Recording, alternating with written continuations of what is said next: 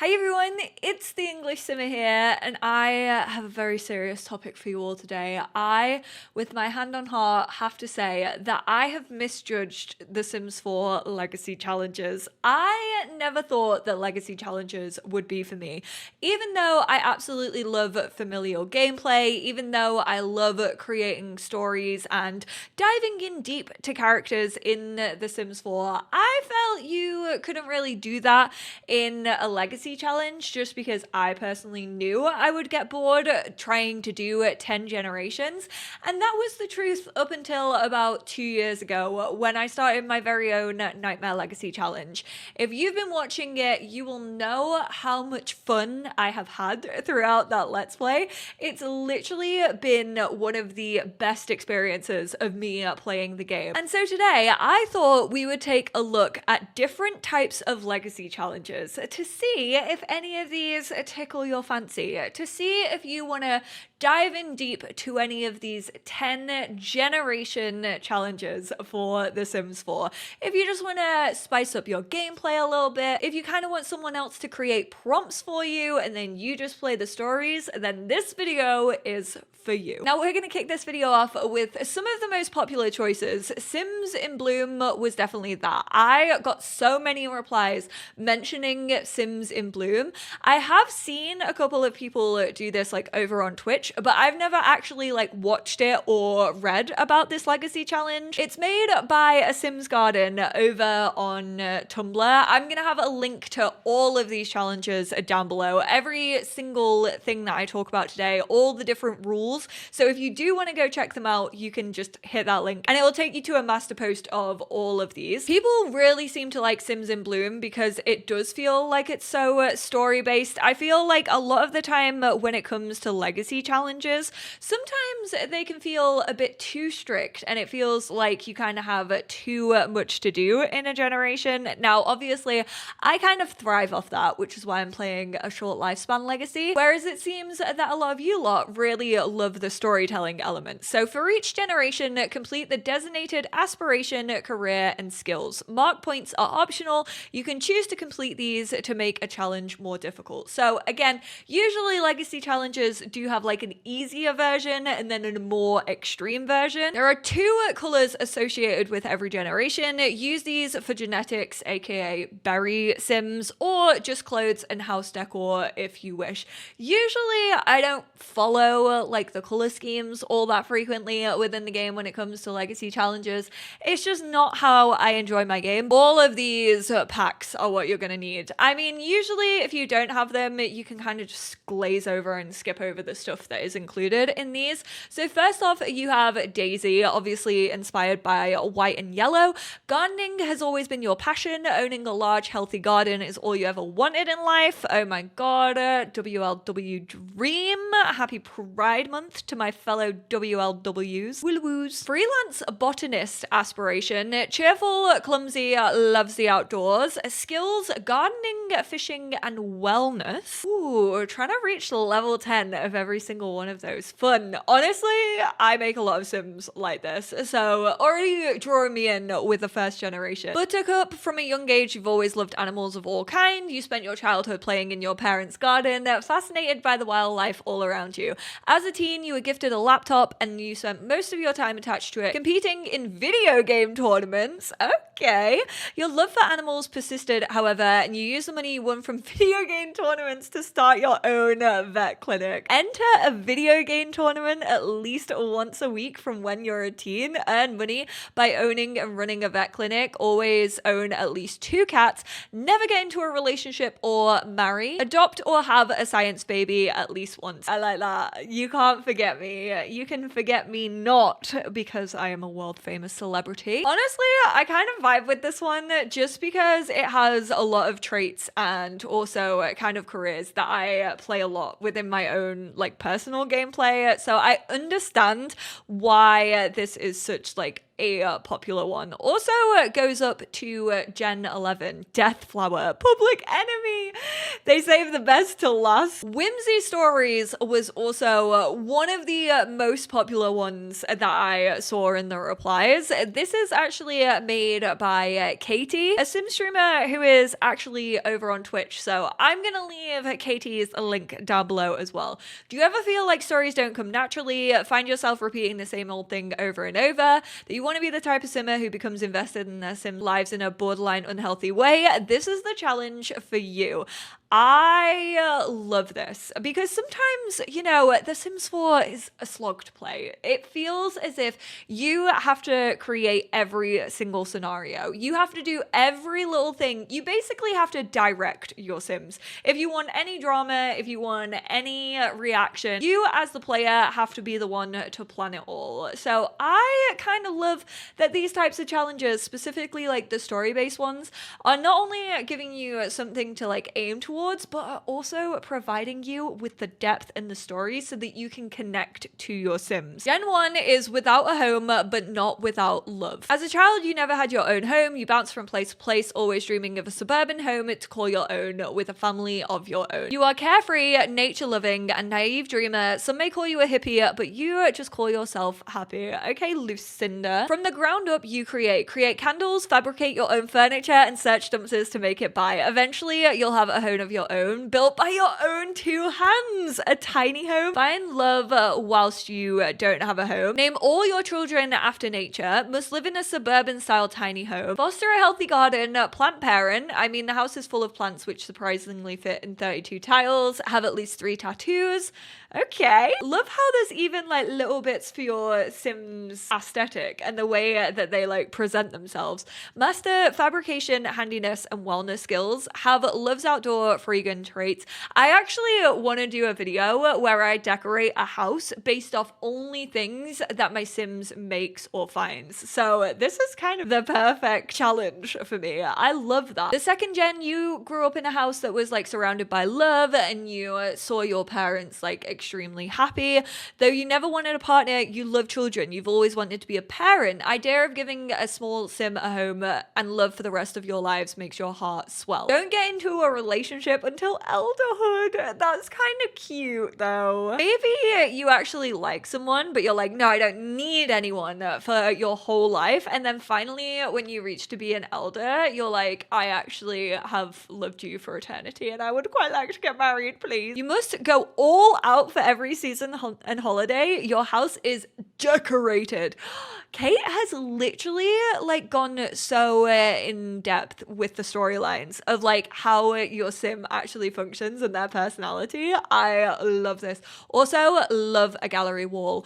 If you're doing this one, can I just say, if you have growing together, use the puzzles in growing together as memories as well. So if you host like a unicorn themed birthday party, or maybe you go on a like family holiday to Sulani, when you get back, have your Sims complete one of the puzzles that kind of relates to your memory and then hang them up on the wall. I did that for my growing together let's play. It was so flippin' cute. For generation 3, you get up to partying, homework being turned in late. You then become a mixologist at the local bar. Oop, and you get accidentally pregnant after a night of socializing. Obviously, you can spice this up a little bit and turn on risky woohoo if you have like MC Command Center or any of the other mods that allow risky woohoo. Because then if you're going home maybe with a different Sim every night, you as a player may not even know who the parent actually is. Name the child after an alcoholic beverage. Go on, Malibu, I see you. Smirnoff Jack. I feel like I could come up with a whole register of alcoholic beverages names, and I don't think I should be exclaiming that on the internet. This is incredible. I love this one. I can see why Whimsy Stories has got so many of you invested, because I feel like I already know the types of Sims that I would create for this challenge. I feel like you can see them so clearly, and that's honestly just because Katie has done such a good job with these challenge rules. Now this one is for you fellow occult lovers out there. I feel like occult sims are unfairly judged in The Sims 4, specifically when it comes to like legacy challenges and things of that nature, because obviously occult sims, for a lot of them, don't age or like age very slowly. So people usually, when you're doing a legacy challenge, are like, occults are not allowed. Asphodel Moon has created a whole occult legacy challenge. And then Kimber has actually taken that challenge and just made these fun little graphics out of it. The rules have been tweaked a little bit just to like fit the graphics on. However, I will also link Asphodel's original rules, which are over on Blogspot, if you want to see like the full detail. I absolutely love doing the Strangeville mystery in my short lifespan legacy. It was hilarious and I had so much fun. Live in Strangeville, don't have a spouse. The only children that you can have are products of abductions. The heir must be an alien baby. At your job at the local lab, you overhear colleagues talking about the town's mystery and other lab that stands across town. You get sucked into the conspiracy and determined to figure it all out. On top of that, you're pretty sure you've made contact with aliens. What could possibly go wrong? You also have to have get to work because you have to be in the scientist career. Then obviously from that hopeful alien abduction, you get yourself an alien baby. Your parents were always honest when they said you were different from all other children. Throughout your life, you strive to get back to your roots and find your true, authentic self, always finding yourself feeling jealous of those who fit in and who know their true, authentic selves. This pushes you to become super interested in space and are determined to visit and meet more people like you. Nerd brain, astronaut career. The heir must be a human. Oh, you can be a plant sim in this. Achieve a green eco footprint, have a cow plan. You focus on gardening, herbalism, and flower arranging. I don't know why, but being a plant sim and then having this icon, I feel like that would bring up some childhood trauma. Generation 4 is paranormal. Gidry, holiday in Salvadorada and discover its historical secrets and summon Bonehilda. Generation 5 is the mermaids. Generation 6 is all about werewolves. Generation 7 is spellcaster. Have the heir with a vampire, but never marry. And then your children can be human or vampire. Obviously, leading into Generation 8 being a vampire. Turn 3 sims into vampires. Focus on your vampiric lore.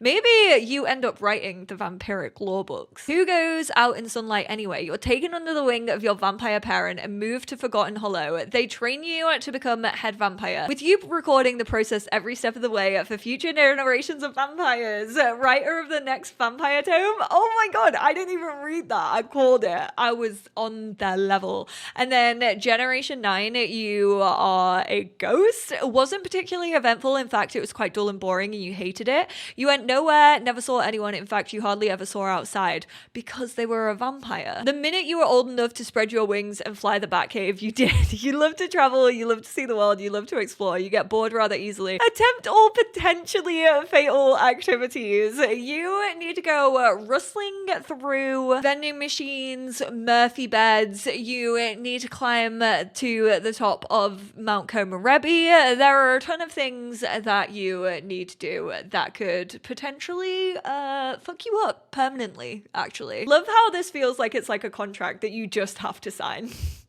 You truly are making a deal with Grimm if you choose to do this legacy. Genova Sim was one who was pointed out to me a fair few times from you lot. So I have covered 2. I'm not going to go into like loads of detail of both of them, but her season's mini legacy is nice for people that don't want to play a long time. So if you want to do a legacy challenge, but you don't want to be like invested in 10 generations, I would definitely say check out Master Charisma, Writing and Parenting Skills. Have at least one best friend and 3 close friends. See your friends at least once a week. Never stay single for more than 1 sim week. Ooh, okay, queen. Bounce around. Marry your soulmate before you become an adult. Have at least 2 children who you are very close with and complete the friend of the world aspiration. I love how everyone's making cute little graphics. Generation 2 Venus Jupiter. I always just think of Lady Gaga when I hear Venus. Can I just say, I think art pop was released before its time. I think if Lady Gaga released art pop nowadays, it would be considered a musical masterpiece, but she was just too early. People just weren't ready for that album. Generation Earth, you're the middle child who comes from a broken family. Yep, that's us, Earthlings. A broken planet. You never truly felt loved or seen. I'm so sorry to all the middle children out there. Have at least 3 romantic relationships, all of which you break up with them. Don't ask to be friends and not shit. ASAP.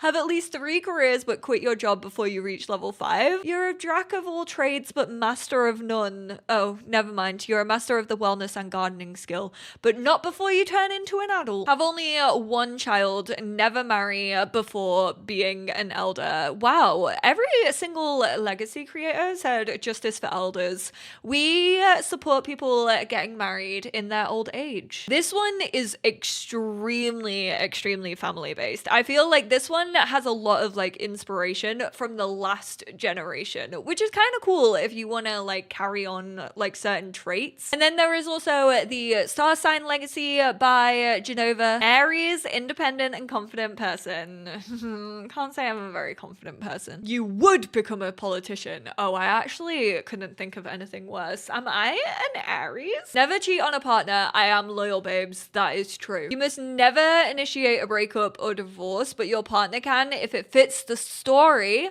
Why am I giving all them the power? Master any extreme sport. Have at least 2 tattoos. I love how creators are like, you need some tattoos, bestie. Dye your hair a bright color at least twice in your young adult life. I love these ones that kind of tell you how your sim should look alongside the actual like storylines. I think that's such a cool way of getting like points across of your legacy challenge. Taurus, you open your own restaurant. Cool. Love that. Gemini, being a twin, you always feel like you have to try hard to carve your own personality. Ooh, so you have to have twins in this generation to carry on to Gemini. Now, this next one is extremely interesting. I will say I am sorry to any console players and also anyone who cannot download mods and custom content for any reason, but we are injecting a little bit of joy into The Sims 4 with the Joy of Life challenge, because it basically revolves around mods, which of course, like some of these others that we've talked about, like MC Command Center, like having mods like that definitely helps, but they've all kind of been official stuff. Whereas Mara, aka Simaloon, has said this challenge incorporates mods. Try to include options for players who do not use gameplay mods, but some generations are built around them. So you can like skip over those. Again, all of these can kind of be skipped if you don't have the relevant content. There is a full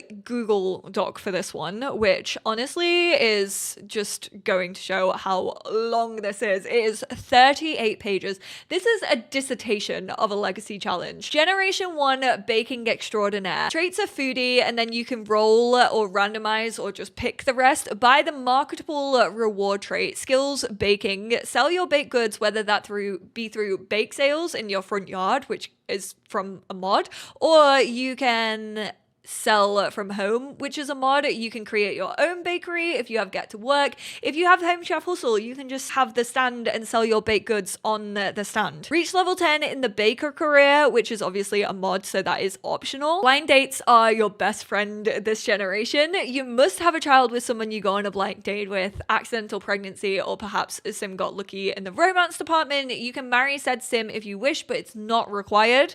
Bake something holiday themed for each major holiday.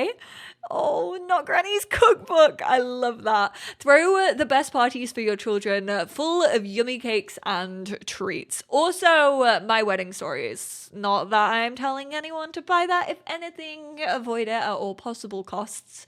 But if you do have it, quite good for this challenge. Reach level 10 in culinary career, or open a restaurant and achieve 3-star, or become a freelance chef and all the mods are actually linked in the Google Doc. So if you obviously can and you want to explore some new mods, perfect challenge for you. Have a controversial relationship, either date or marry a fellow celeb. Big reputation. Get into a relationship with someone who works for you at your restaurant. You decide, be creative with it. Break up, maybe a celebrity, well-beloved couple.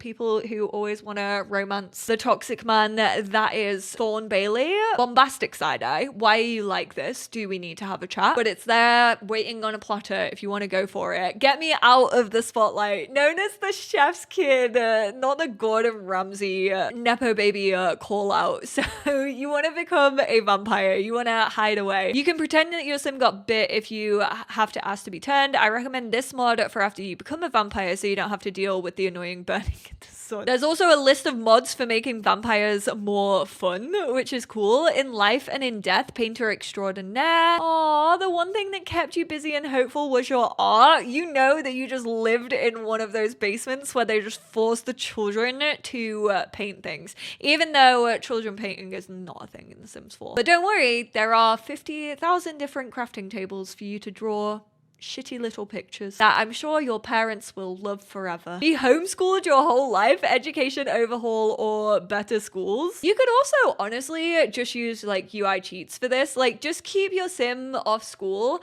but then don't have their performance like go down. Still have them do homework and things like that, and then maybe just do like activities throughout the day. So you don't have to be able to play with mods. There are definitely ways that you could tell these stories with just your imagination.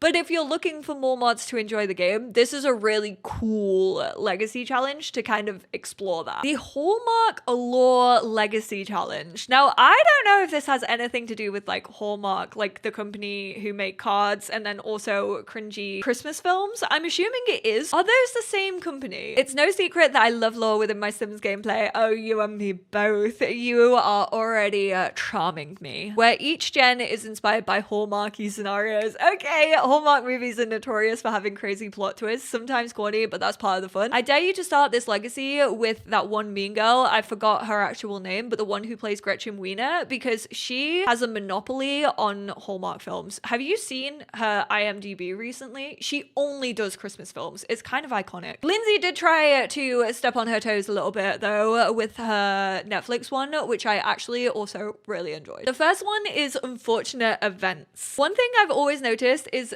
the first gen is so lonely. Since this sim is the one to kick off the legacy, they usually have no family to begin our story with. In this challenge, all first gens will have a sibling. They're simply put in for extra storytelling and will hopefully go off and give future gens, cousins, aunts, uncles. I feel like they probably won't. Feel like that doesn't really happen in Sims 4. These siblings have unfortunately lost their well-known celebrity parents. You start off this challenge as orphans. Oh, so it is like a series of unfortunate events. Traits are high maintenance, ambitious, loyal. You want to become a friend of the world and you want to be in the chef branch of the culinary career. You develop a passion for cooking out of the need to provide for yourself. Oh, and you're probably like younger sibling.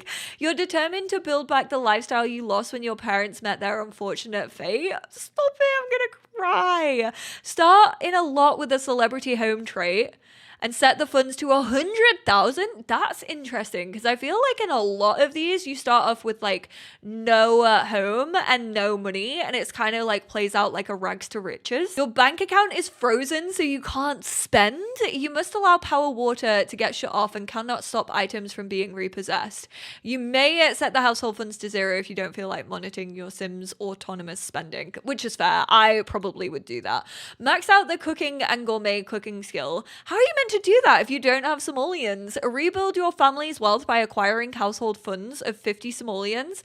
Keep in mind, if you marry, acquire a partner, you may collect their funds to achieve this number. Boarding school. From teen to adult, you will live at boarding school with one headmaster. You resent your parents for sending you off to boarding school, so you get into as much mischief as possible. You're a party animal who loves a good prank. You steal things and go against your wealthy lifestyle. You're also a foodie because you grew up with gourmet food always being cooked by your parents. Talk about pretentious. It inspires you to become a secret agent to keep the wealthy Sims in check. This one's cool. Evil step parent, enemies to lovers. all the fanfic peeps, I see you. Long lost twin. Oh my god. The fanfiction lovers, you're gonna love this one. Unexpected love. There are so many tropes. Romance novelist, death by 1,000 cuts. As if you hadn't got me already, just throw a Taylor Swift reference in there. I'm on it. Forbidden love. And finally, I wanted it to include one that I found. Now, I was just browsing like Sims forums, Reddit, for some of people's favorite legacy challenges, and I came across this one, the Bromance Legacy, which was created by Mace over on the Sims forums, and I just thought this was so different from any other legacy challenge. Obviously, they're very like familial legacies. I do feel like you can switch them up and have like found family, and you can definitely not follow like that traditional setup if you don't want to. This one kind of focuses on masculine Sims, which doesn't really happen. I also feel like you could throw in tomboys in there. Obviously, they don't have to be, but I do think it's a really nice way to maybe take you out of your comfort zone if you don't play with masculine Sims all that much.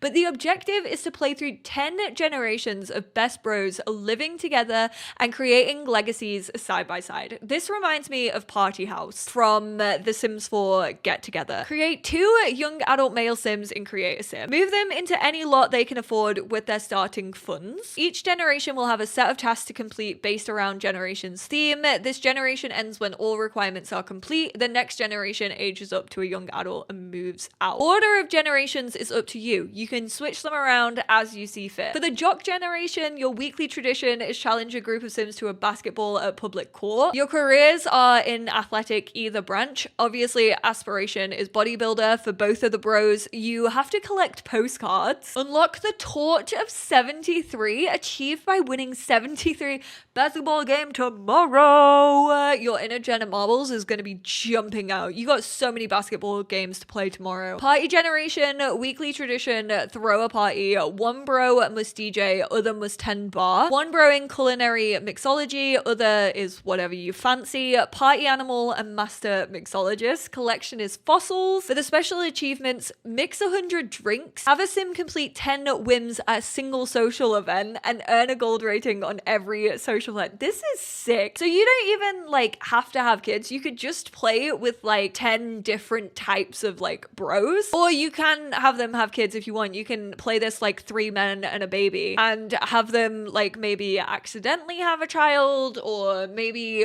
they want to just raise a kid together. No homo though. And so they adopt, or one of them has a science baby. This is so cute.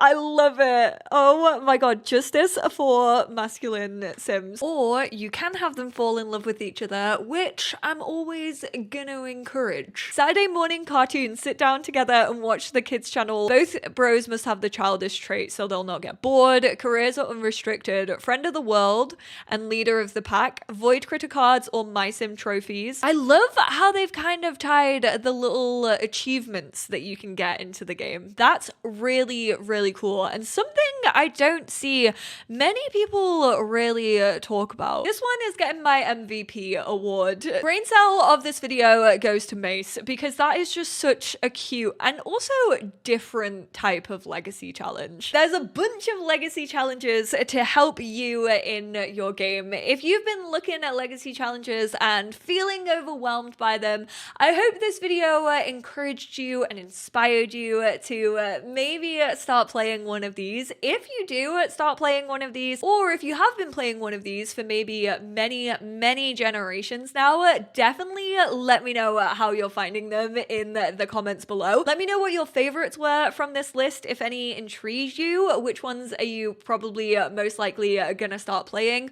Also, my biggest piece of advice when it comes to legacy challenges is don't be afraid to make it your own. Yes, there are like specific things that they say you should do. Don't feel discouraged if you don't hit any of the actual targets that you have for each generation. The most fun that you can have is when you're taking a story and you're making it your own. And I feel like we should view legacy challenges as like the base that you can then build around and put your own twists on. I always say a challenge isn't a fun challenge if you can't bend the rules a little bit. But thank you all so much for tuning in. Let me know your favorites down below. I would absolutely love to hear what legacy challenges you've played in the past, what you're looking forward to playing to in the future, whether you're even a legacy fan. Because I always felt so left out when I thought I wasn't a legacy person, but now I might be. That Bromance legacy challenge, I am eyeing it up.